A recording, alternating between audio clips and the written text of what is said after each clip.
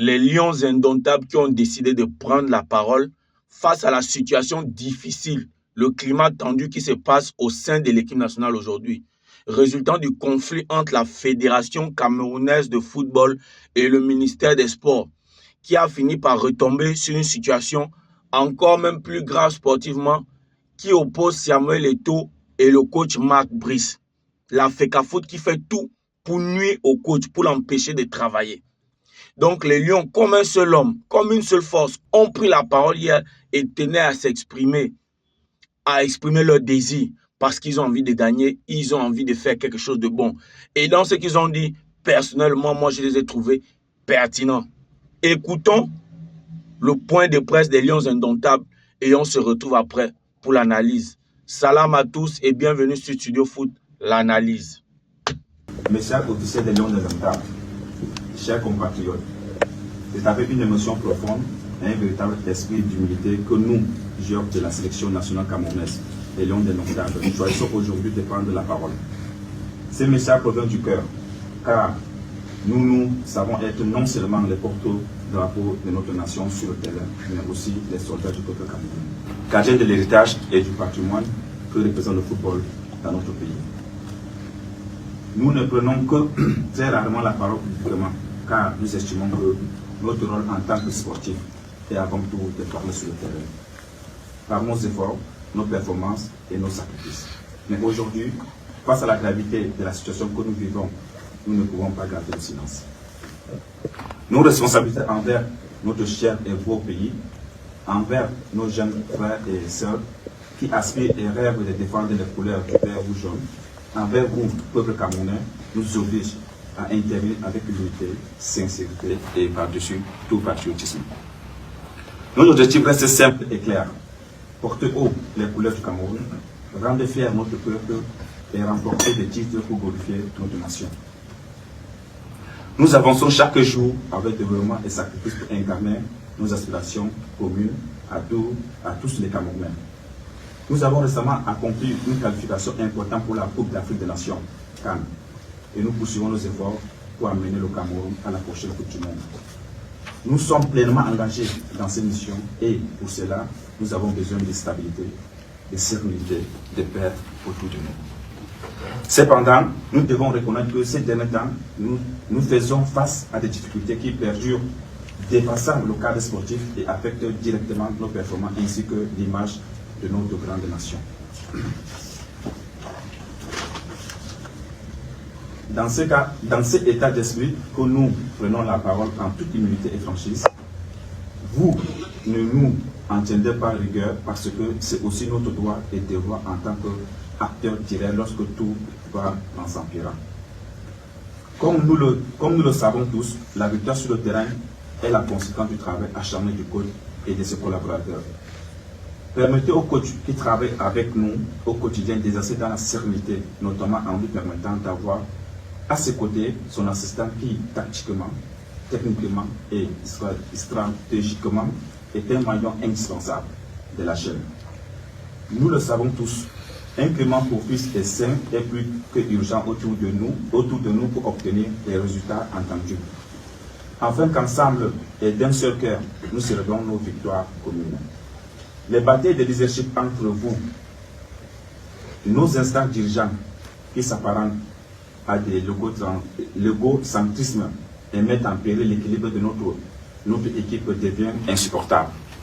Nous souhaitons ici interpeller le ministre des Sports et la Fédération camerounaise de football en les priant d'enterrer cette hache de guerre qui ternit l'image des marques de notre pays, le Cameroun. Les perturbations et discordes que nous observons n'aident ni l'entraîneur, ni le staff, ni nous les joueurs. Croyez-nous, ces tensions ont des répercussions sur nos performances, notre capacité à mener à bien nos objectifs. Par conséquent, nous implorons le ministre des Sports, la Fédération camerounaise de football, tous les acteurs impliqués dans le football camerounais de privilégier le dialogue, l'entente et l'unité. Nous sommes avant tout des sportifs apolitiques et unis par une seule cause, porter haut le drapeau du Cameroun. Nous n'acceptons pas de devenir l'objet ou des victimes de conflits externes. Il est temps de se réconcilier avec le seul objectif de notre pays que nous chérissons tous. Au peuple camerounais, notre source de motivation, notre force et de force, nous vous disons merci. Merci pour votre soutien indéfectible. Nous ressentons votre force sur le terrain. Nous recevons vos prières et vos encouragements à chaque match. C'est grâce à vous que nous trouvons l'énergie de nous surpasser. Nous savons que vous avez soif de victoire et que vous souhaitez voir le Cameroun triompher sur la scène internationale.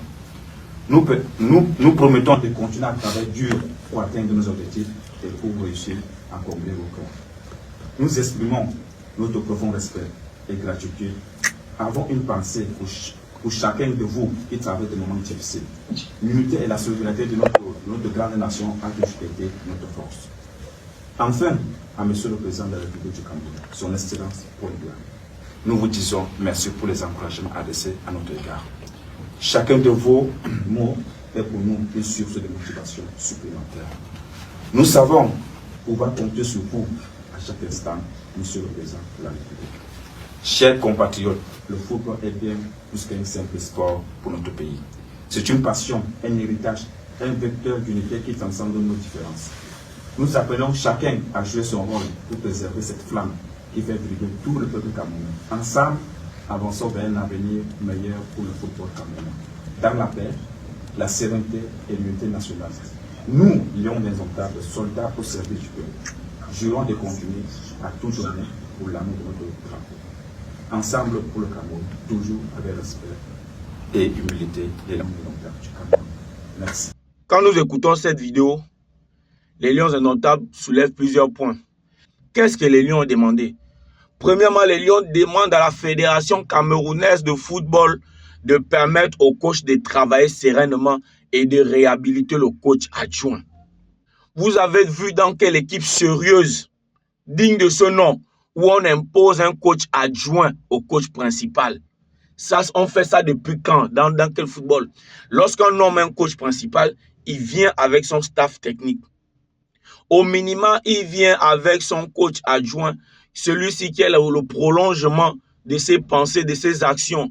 Celui-ci qui est son binôme, quelqu'un qui s'entend, quelqu'un qui, lorsqu'il a donné une consigne, une seule fois, il peut s'asseoir et celui-ci se permet de faire le relais auprès des joueurs. On a vu au Real Madrid, Carlo Ancelotti, lorsqu'il a signé, il est venu avec comme coach adjoint son petit frère. Le Real n'a pas le choix, le Real a accepté, c'est le coach principal. On a vu au Barça, Xavi, lorsqu'il a signé, il est venu avec comme coach adjoint son grand frère et tant d'autres équipes. Quand on nomme un coach principal, il vient avec son coach adjoint. C'est ça le football professionnel, c'est obligatoire.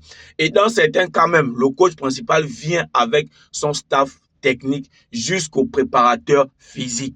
À l'équipe de France, le président de la Fédération française de football n'a jamais imposé un coach adjoint à Didier Deschamps.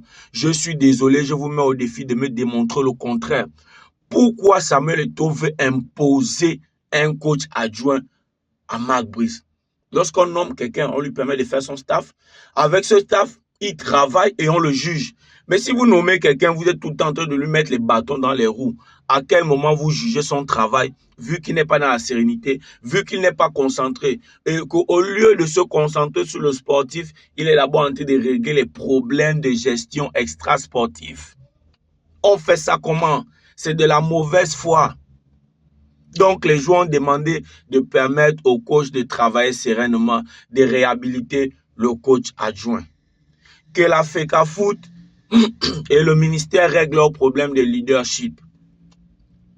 Régler ça, laissez le coach tranquille. Laissez le coach tranquille. Troisième point, les joueurs ne veulent pas devenir un objet de discorde entre les différentes instances du football camerounais. Pour ma part, je le redis, la FECAFOOT doit mettre de l'eau dans son vin. Laissez le coach travailler. Chacun reste à sa place. Le président de la FECAFOOT ou de la fédération en général a pour seul rôle de mettre le coach et les joueurs dans de meilleures conditions de travail. Ce n'est pas lui qui décide de quel joueur doit venir en sélection ou pas. Ça ne se fait pas. Ça ne se fait pas. Tu mets le coach dans les meilleures conditions de travail. Celui-ci fait un travail et il est jugé. Laissez Marc Brice travailler pour qu'il puisse être jugé en fonction de ses résultats. Les Lions indomptables remercient le peuple camerounais pour le soutien et promettent de tout faire pour se qualifier pour la prochaine Coupe du Monde. Et le dernier point, lors de cette conférence de presse des Lions indomptables, ils ont remercié le président et l'ont appelé indirectement à réagir face à cette situation. Mais on sait ce que ça veut dire. Ça veut dire que les Lions demandent au président de parler à son fils, de le calmer. Dites-moi ce que vous pensez de la situation en commentaire. Est-ce que la sortie des Lions était la meilleure chose à faire ou pas? Pour ma part, c'était une très bonne sortie avec de très bonnes doléances. Sur ce, on se voit pour une autre analyse. Ciao.